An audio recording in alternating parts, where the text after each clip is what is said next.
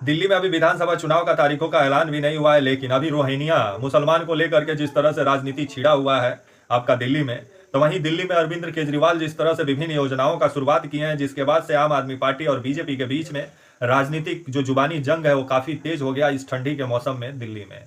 आइए पूरी खबर समझाएंगे, बताएंगे, वीडियो को अंत तक देखिएगा तभी समझ पाएंगे। नमस्कार, मेरा नाम विश्वजीत कुमार और आप देख रहे हैं वाक फॉर इंडिया न्यूज।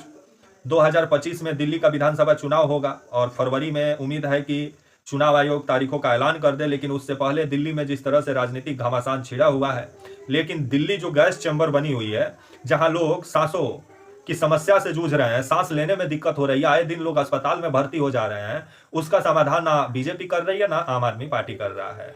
तो वहीं ये भी खबर आ रहा है कि दिल्ली में अब जिस तरह से खबर आ रहा है कि आम आदमी पार्टी जो बाबा साहब अम्बेडकर को लेकर के जो आपका अमित शाह जो बीते दिनों बयान दिए, जिसके बाद से अब बाबा साहब अम्बेडकर को लेकर के आम आदमी पार्टी का कहना है कि कांग्रेस और बीजेपी दोनों आम आदमी पार्टी दोनों जो है वो बाबा साहब अम्बेडकर का अपमान किया है। आम आदमी पार्टी है कि जो बाबा साहब अम्बेडकर का सम्मान करती है और आने वाले समय में दलित बच्चों को विदेश जाकर पढ़ने के लिए आम आदमी पार्टी की तरफ से स्कॉलरशिप दिया जाएगा अगर दिल्ली में आम आदमी पार्टी का सरकार आएगा।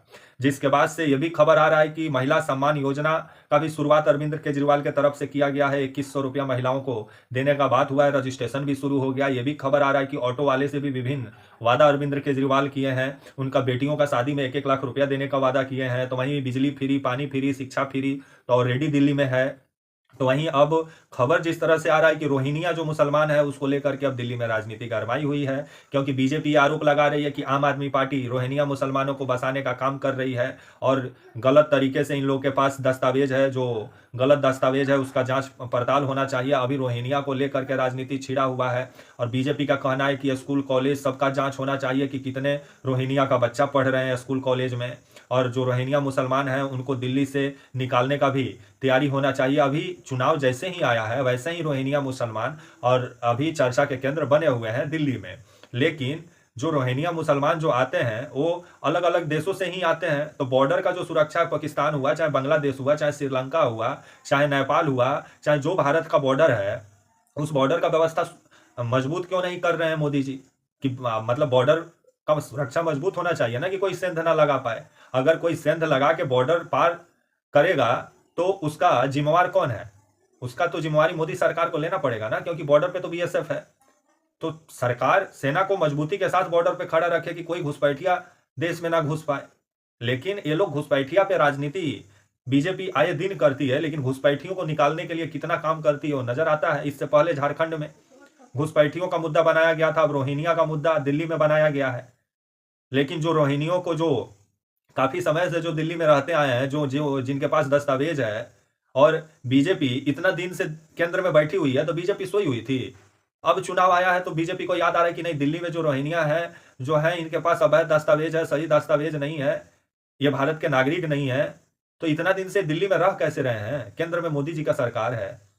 इसे ही कहा जाता है राजनीति। अभी रोहिंग्या मुसलमानों को लेकर के पूरा राजनीति दिल्ली में छिड़ा हुआ है। तो वहीं आपका जो आम आदमी पार्टी है उसका कहना है कि बीजेपी रोहिंग्या के सहारे जो उत्तर बिहार के जो मजदूर भाई हैं, जो दिल्ली में रेहड़ी पटरी लगाते हैं, जो रोजी रोजगार आके करते हैं, उनको निकालने का ये लोग बंदोबस्त कर रहे हैं। अब आम आदमी पार्टी बीजेपी पर आरोप लगा रही है।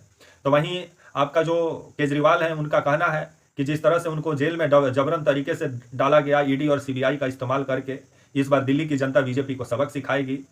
तो वहीं आपका बीजेपी जो है वो आम आदमी पार्टी को भ्रष्टाचार में लिप्त पार्टी बोल रही है और केजरीवाल को बोल रही है कि वो शीश महल बनाए हुए हैं। लेकिन शीश महल तो सरकारी है, वो केजरीवाल साहब का तो अपना है नहीं। तो अभी शीश महल रोहिंग्या मुसलमान, अभी जो आपका शराब घोटाला जो तथा कथित जो शराब घोटाला था, जिसमें सुप्रीम कोर्ट बाद में जमानत भी दी, सभी जो जितने लोगों को ईडी गिरफ्तार की थी आम आदमी पार्टी के नेता सब बाहर हैं। लेकिन अभी बीजेपी इन्हीं मुद्दों के सहारे आम आदमी पार्टी को घेरने में लगी हुई है और रोहिंग्या मुसलमानों को लेकर के अभी निशाना साधने में बीजेपी लगी हुई है। लेकिन केंद्र में मोदी जी का सरकार है, तो मोदी जी को व्यवस्था मजबूत करना चाहिए राजधानी का, कि राजधानी में कोई भी घुसपैठिया चोरी छिपे ना घुस जाए और गलत तरीके से दस्तावेज ना बना ले। इसका तो पुख्ता बंदोबस्त करना चाहिए। कानून व्यवस्था दिल्ली का मजबूत करना चाहिए कि चुनाव आता है तभी ये सब मुद्दा याद आता है वोट हासिल करने के लिए।